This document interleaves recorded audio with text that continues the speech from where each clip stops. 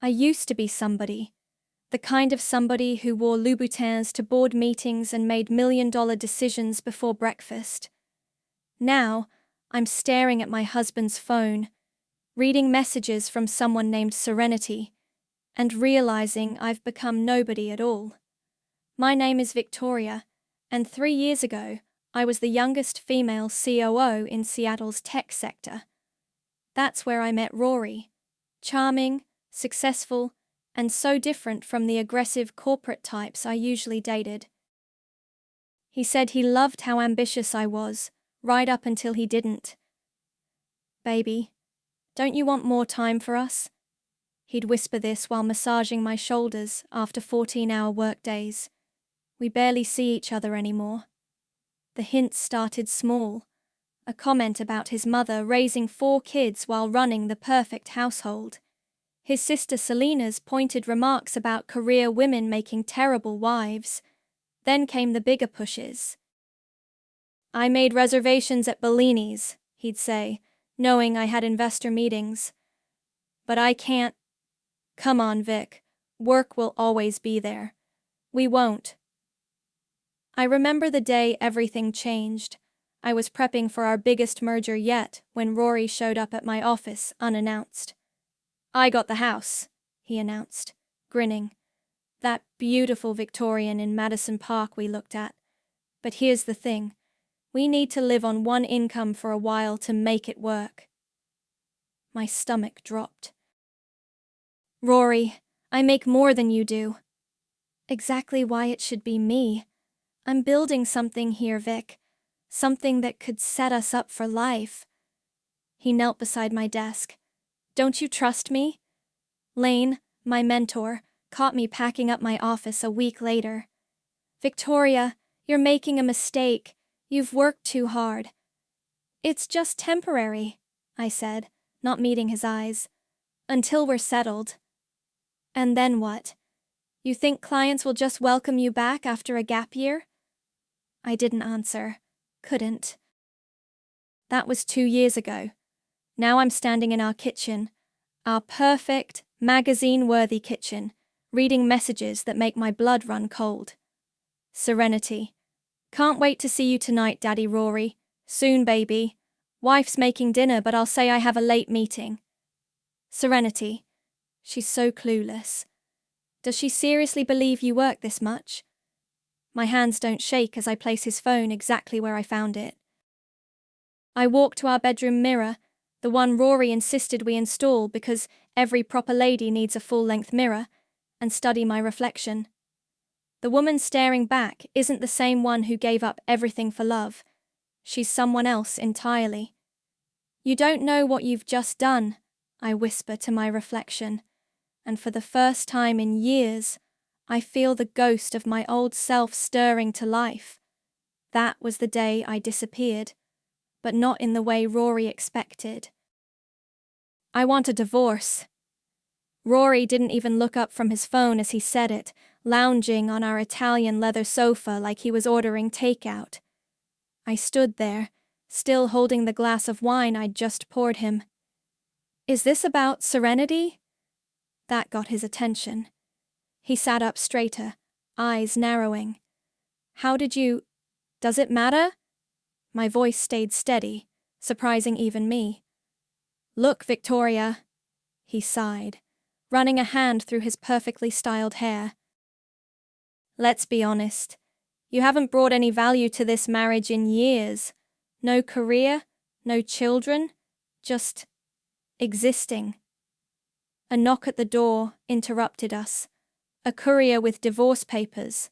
Of course, Rory had them ready. "My lawyer drew up a fair settlement," he said, sliding the envelope across our coffee table. "You get to keep your car and your clothes. The house is in my name anyway." I picked up the envelope without opening it. "That's generous of you." "Don't get difficult about this," he warned. "Remember, you have nothing. No income, no recent work history. You're lucky I'm being this nice." That night, after Rory left for another late meeting, I went to our storage room. Behind boxes of Christmas decorations and wedding photos was a locked case I'd hidden 2 years ago. Inside, encrypted hard drives, $50,000 in cash, and a burner phone I'd never used. My hands trembled as I dialed. 1 ring, 2 rings. "Hello," a familiar voice answered. "Lane, it's me." I swallowed hard. "Remember when you said if I ever needed help?" "Victoria?" He paused. "I've been waiting for this call. I need to meet, somewhere private. Tomorrow, 7 a.m., the coffee shop on Pike where we used to have our strategy meetings. Come alone." Before bed, I found an old photo of myself. Power suit, confident smile, standing in front of my corner office. I kissed it gently before tucking it into my purse. The next morning, I sat in an anonymous corporate office downtown, signing papers Lane had prepared. A shell company, registered in Delaware. Initial funding secured through silent partners who remembered the old Victoria. "Are you sure about this?" Lane asked, watching me sign. "Once we start, there's no going back."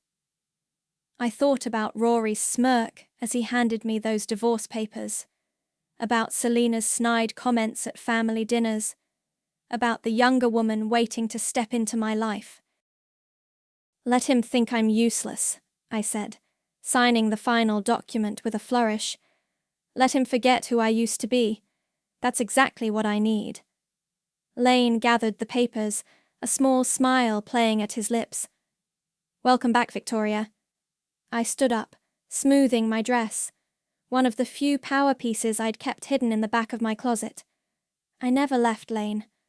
I was just waiting. The old Victoria was dead. But what was about to rise from her ashes? That would be Rory's worst nightmare. "Ms.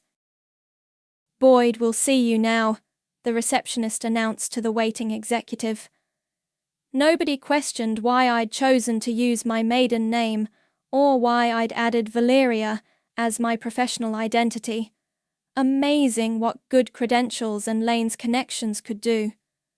The nervous executive entered my office, clutching his portfolio. I recognized him instantly. Marcus, Rory's assistant. "Thank you for meeting with me, Ms. Boyd," he said, not realizing he was sitting across from his boss's soon-to-be ex-wife. "Our company is looking for new investment partners." I kept my face neutral, gesturing for him to continue. Through Marcus's pitch, I learned exactly what I'd suspected. Rory's company was desperately dependent on their partnership with Gage Collins's tech startup. "Interesting," I said, making notes. "And what contingencies do you have if Mr. Collins decides to explore other options?" Marcus shifted uncomfortably. "That's, actually, confidential information." "Of course." I smiled. "Thank you for your time." After he left, Nicole, my old colleague and best friend, slipped into my office. "You won't believe who I just saw in the lobby." "Try me." Serenity, looking very lost in her designer dress. "She's here to meet with the building's leasing office." I leaned back in my chair. "The same building I now own through our shell corporation." Nicole grinned. "The very one. Want me to make sure she gets lost?" "No need." I stood up, straightening my blazer. "I have a meeting with Gage Collins in 20 minutes. That's worth more than any petty revenge." The meeting with Gage took place in a private room at the Columbia Tower Club. He was younger than I expected, brilliant but fidgety, wearing an expensive suit that looked like it belonged to someone else. "Your proposal is intriguing," he said, scanning the documents. "But I have a contract with significant exit clauses," I interrupted. "I've read it." "The question is, Gage, do you want to be a small part of someone else's empire, or build your own?" He looked up sharply. "You've done your homework." "I always do. And I'm offering you full creative control, plus 30% more funding than your current arrangement." "They won't let me go easily." I slid another document across the table. They won't have a choice. Sign with us, and we'll handle the legal battles. As Gage left with our proposal, my phone buzzed. A text from Lane. Rory's looking for mystery investors in his territory. He's getting nervous. Perfect. I walked to the window, looking out over Seattle's skyline. Somewhere down there, Rory was probably in his office, feeling the first tremors of the earthquake I was about to unleash. My phone buzzed again. A message from an unknown number. Meeting tomorrow, 2 p.m. Gage. I smiled. The ghost in the boardroom was about to become very, very real. What do you mean they're pulling out? Rory's voice boomed through the thin walls of his home office. I pretended to dust nearby, playing the role of soon-to-be ex-wife who hadn't moved out yet. 3 major clients in 1 week? He slammed something, probably his designer coffee mug. How the hell did Thompson and Associates know about our merger plans? I smiled to myself, remembering the anonymous tip I'd sent to their CEO about Rory's company's shaky finances. The doorbell rang. Selena stood there, perfectly manicured and radiating fake concern. Victoria, darling. She air-kissed my cheek. I heard about the divorce. Such a shame. I led her to the living room, playing the part of the devastated housewife. Would you like some tea? Oh, honey. She settled onto the sofa. I'm here to help. You should really consider taking Rory's initial offer before things get uncomfortable. I tilted my head. Uncomfortable? Well, she leaned forward, lowering her voice. We both know you have nothing. No career, no connections. Fighting this will only embarrass you in court. And... She paused dramatically. We wouldn't want certain photos of you from last year's Christmas party getting out, would we? My hand slipped to my phone in my pocket, already recording. What photos? The ones where you were a bit overserved. Remember how you cried about missing your career? So undignified. She patted my knee. Just sign the papers, Victoria. Walk away quietly. Later that evening, I forwarded the recording to Jessica Moore, a journalist who'd been sniffing around Rory's company's troubles. Interesting angle on the Kennedy divorce, I wrote. Witness tampering through blackmail? My phone buzzed. Lane calling. Victoria, we've got something. The merger documents just came through. I rushed to my laptop, opening the encrypted files he'd sent. There, buried in clause 23.4b, was exactly what I'd been waiting for. A provision allowing minority shareholders to claim controlling interest if certain performance metrics weren't met. Metrics that would be impossible to meet once Gage Collins pulled his technology. Metrics I could trigger with just 3 more client departures. My phone buzzed again. Rory's name flashing on the screen. I let it go to voicemail. Victoria. His voice was tight with barely controlled anger. My lawyer says you're requesting financial discovery. Don't be stupid. You'll only humiliate yourself. Call me back. I deleted the message and dialed Nicole instead. Everything's set, she said before I could speak. Thompson and Associates is announcing their switch to our new venture capital firm tomorrow morning. Rory's stock is going to tank. Perfect. I walked to the window, watching the sunset paint Seattle's skyline blood red. And the backdoor clause? Ready whenever you are. 1 signature, and we own controlling interest. I thought about Selena's smug face, about Rory's dismissive anger, about all those nights I spent pretending to be less than I was. Let them sweat a little longer, I said. The best fires are the ones you let build before adding fuel. Someone's sabotaging us! Rory's voice echoed through his company's conference room. I watched through the security feed Lane had accessed, sipping my morning coffee. Sir, Marcus stammered, We've lost 6 major clients, Gage Collins isn't returning calls, and our stock dropped 18% this morning. Find out who's behind this! Rory slammed his fist on the table. And where's Serenity? She's supposed to be prepping for the divorce hearing. On cue, Serenity burst into the room, mascara smeared.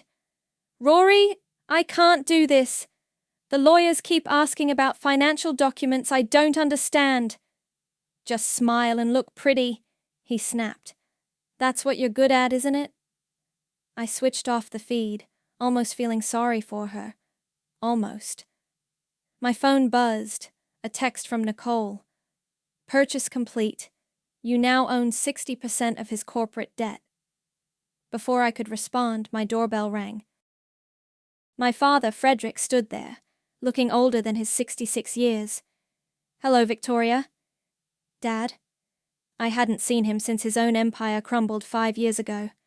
How did you find me? I still have some friends. He stepped inside, examining my temporary apartment.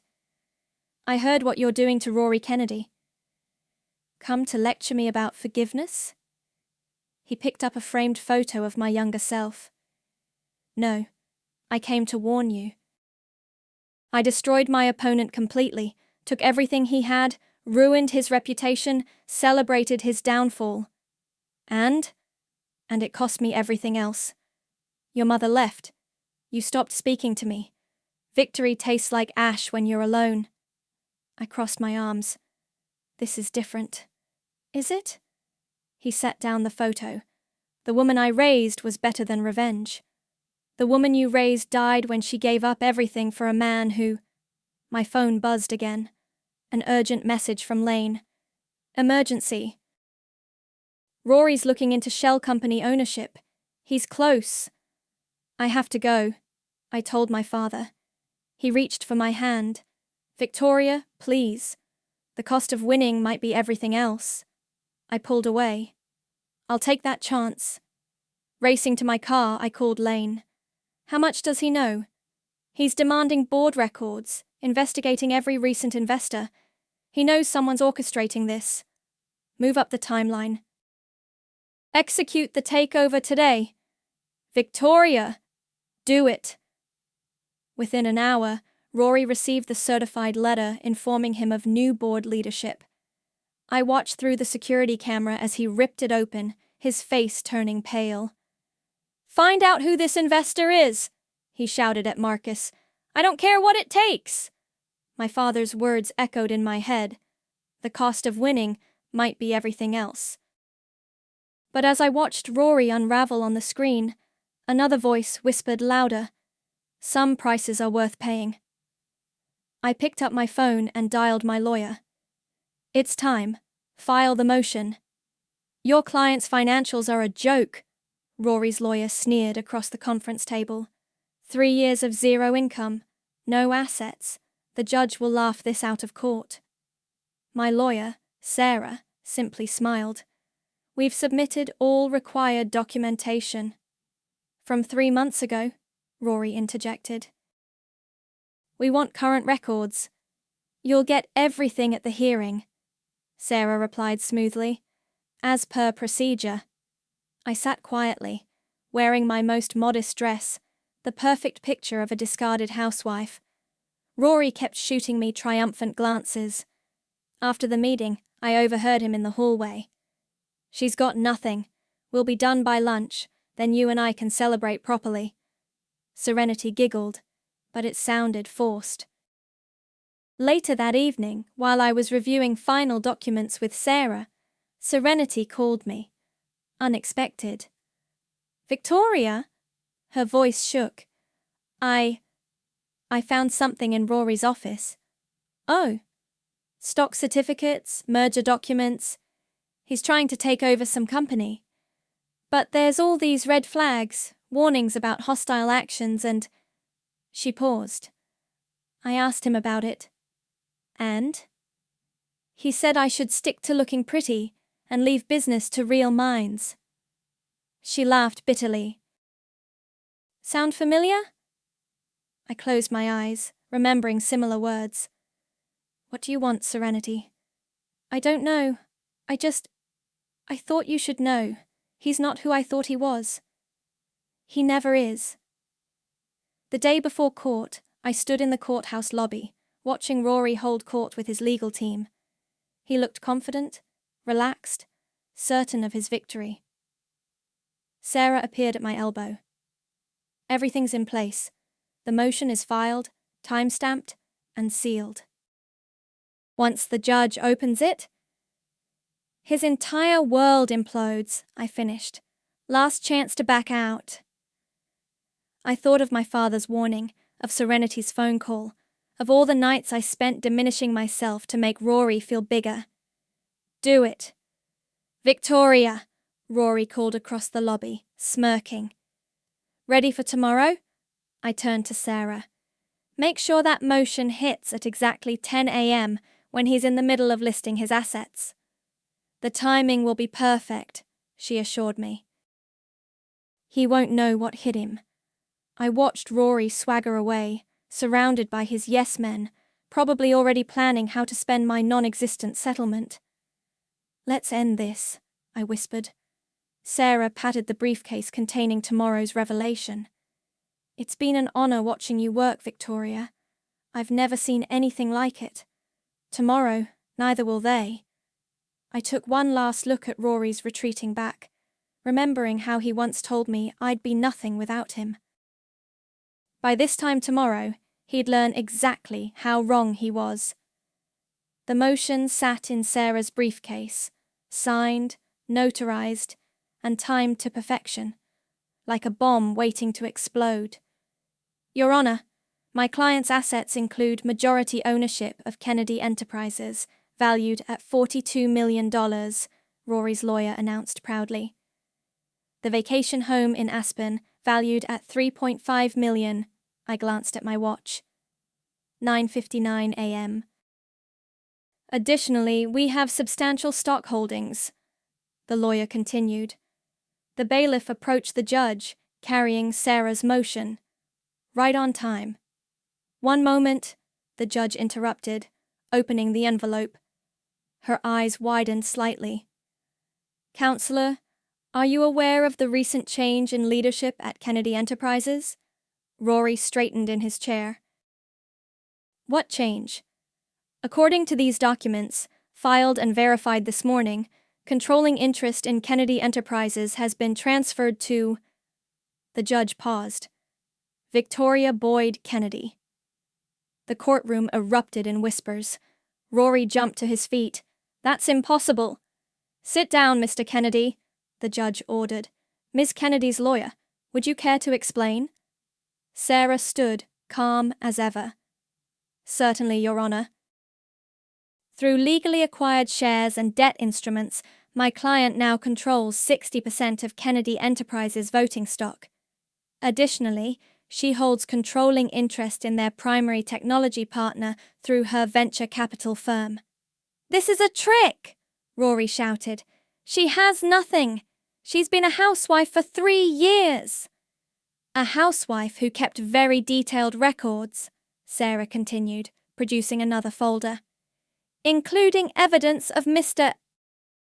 Kennedy's systematic financial manipulation, attempts at witness tampering through his sister, and misappropriation of corporate funds to finance his affair. Rory's face went from red to white. I demand we delay these proceedings. On what grounds? The judge asked. I need time to verify these claims. The claims are verified, Your Honor, Sarah said. Every transaction documented, every share purchase legal and binding. While Mr. Kennedy was busy underestimating my client, she was busy becoming his majority shareholder. I finally spoke, my voice carrying across the silent courtroom. Wasn't I worthless, Rory? He spun to face me, recognition dawning in his eyes. You're Valeria Boyd, the mystery investor? The same woman you told to stay home and be pretty. I stood slowly. The same woman you said had no value. Your Honor, Rory's lawyer interjected desperately. We need time to review these documents. The documents are in order, the judge stated, reviewing them. Ms. Kennedy's ownership is legally binding. Given these developments, I suggest both parties reassess their settlement positions. Rory slumped in his chair, his perfect world crumbling. Behind him, Serenity quietly gathered her things and slipped out of the courtroom. "Would you like to revise your asset declaration, Mr. Kennedy?" the judge asked. "Given that you are now, effectively, a minority shareholder in your own company." The gavel fell with a final, satisfying crack. "Court will recess for 1 hour while the parties review their positions." As I walked past Rory, he grabbed my arm. "How?" he whispered. I leaned close, smiling. "You should have remembered who I was before I became your wife. The board has decided to retain you in an advisory capacity," I told Rory across the conference table. "You'll maintain your office, but all major decisions require my approval." He sat there, tie loosened, the polished veneer finally cracked. "You're enjoying this. No more than you enjoyed watching me shrink myself for 3 years. The door opened, and Selina burst in. "You vindictive bitch! Do you know what you've done to our family? Your family?" I raised an eyebrow. "The same family that mocked me at every dinner? That helped orchestrate my professional suicide? We're done," she spat. "The whole family's cutting ties with Rory.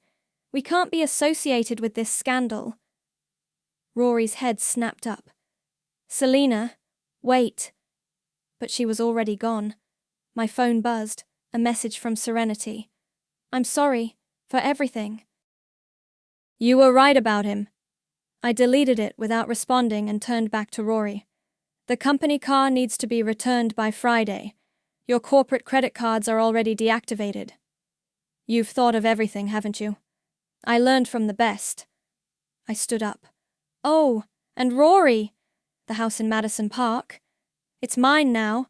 I expect you out by the end of the week." Walking through the office later, I passed Marcus, who now reported directly to me. Employees who once ignored me now scrambled to open doors. In my new corner office, Rory's old space, I found my father waiting. "Congratulations," he said quietly. "You won. Was it worth it?" I looked out over the Seattle skyline, my skyline now. "You know what I realized, Dad? This wasn't about revenge. It was about remembering who I am." "And who is that?" "Someone who should never have disappeared in the first place." I turned to face him. "I'm not you, Dad. This isn't about destroying Rory. It's about rebuilding me." He studied me for a long moment. "You're right. You're not me at all. You're so much stronger." "Stay for dinner?" I asked. "I know this great little Italian place." He smiled. "I'd like that." Later that evening, I walked through my empty house, not as Mrs. Kennedy, but as Victoria Boyd, CEO. The silence felt different now. Not hollow, but full of possibility. My phone rang, Lane calling. "The market responded well to the leadership change," he said. "Stock's up 12%. "Good. And the merger with Gage's company?" "Moving forward. He says he's excited to work with the real you." I smiled, remembering Rory's words from so long ago. "Having you near dulls my shine." He was wrong. My absence was the darkness, and he was never the sun. Now he'd learned to orbit around me, a small satellite circling the empire he helped create by underestimating the woman he tried to diminish. I poured myself a glass of champagne and toasted my reflection. No longer a ghost, no longer invisible. Just magnificently, unapologetically me.